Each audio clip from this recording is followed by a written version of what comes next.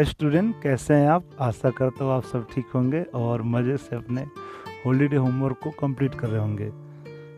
तो आज का जो हमारा वीडियो का टॉपिक है वो क्लास 4 का पेज नंबर 100 का टॉपिक है और इसमें आपको वीडियो में दिख रहा होगा कि ये है आपका topic food chain. Food chain क्या होता है हम लोग आज इसको देखेंगे। फूड चेन का मतलब होता है कि कौन किसको खाता है, यानी कि आपको यहाँ पर दो प्रकार के फूड चेन को समझना है। एक फूड चेन है आपका टेरिस्टेरियल यानी कि स्थलीय। टेरिस्टेरियल का मतलब होता है स्थलीय, यानी स्थल पर कौन से जीव किस जीव को खाता है उसके बारे में हम लोग स्टडी करेंगे। और नेक्स्ट जो है आपका वो है aquatic food chain. Aquatic food chain का मतलब होता है कि पानी के अंदर में कौन से जीव किसको खाता है, तो उसके बारे में हम लोग इसमें देखेंगे। तो यहाँ पर आपको क्या करेंगे कि जिस प्रकार से यहाँ पर हम कुछ पिक्चर को यहाँ पर पेस्ट कर दिए हैं, तो आपको भी इस तरीके से अपने बुक में पिक्चर को पेस्ट कर देना है। ये पिक्चर आपको इंटरनेट पर आसानी से मिल जाएगा। तो आइए देखते हैं फूड चेन क्या होता है। जैसे कि टेरिस्टेरियल का अगर बात किया जाए तो ये जो फूड चेन जो मैंने बनाया है ये फूड चेन आपका टेरिस्टेरियल है। इसमें क्या है कि ये ग्रास है,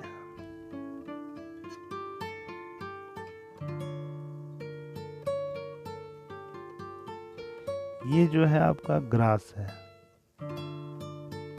यानी कि ग्रास जो है इसको हम लोग प्रोड्यूसर कहेंगे, यानी कि ये एनर्जी को प्रोड्यूस करते हैं। और ये एनर्जी कहाँ से प्रोड्यूस होता है, तो ये आपका सन है।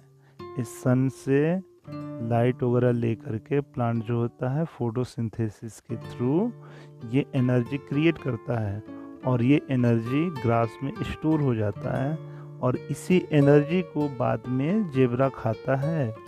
ये आपका है जेब्रा। तो यानी कि इसका जो एनर्जी है, घास का जो एनर्जी है वो आ गया जेब्रा में। अब इस जेब्रा को कौन खाएगा, तो लायन खाएगा।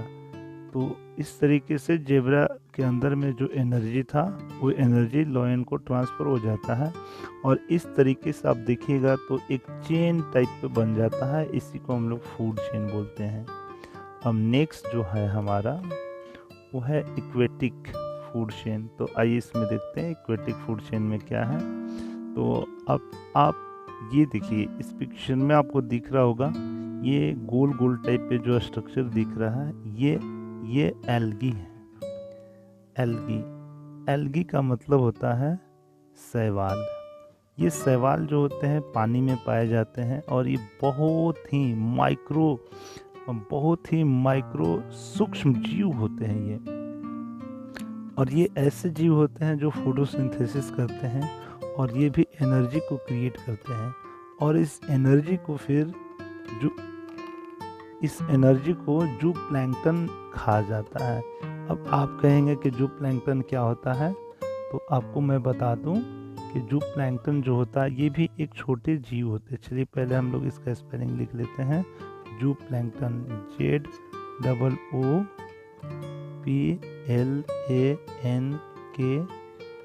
ZOOPLANKTON, जू प्लैंकटन।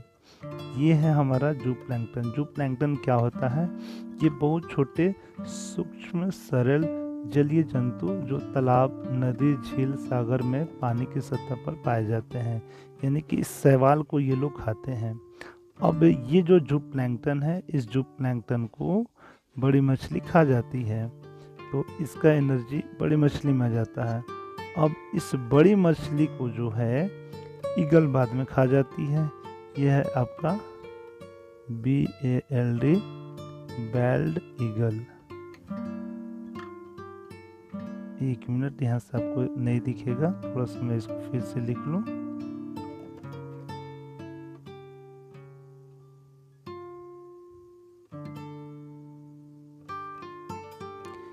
ये है आपका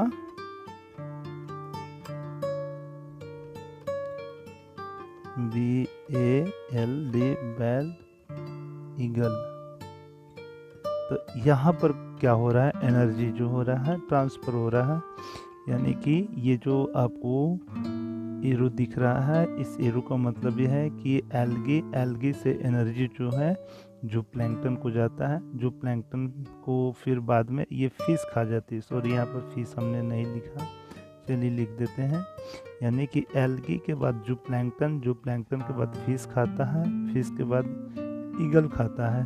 तो इस तरीके से ये फूड चेन कंप्लीट हो जाता है और इसी को हम लोग बोलते हैं फूड चेन।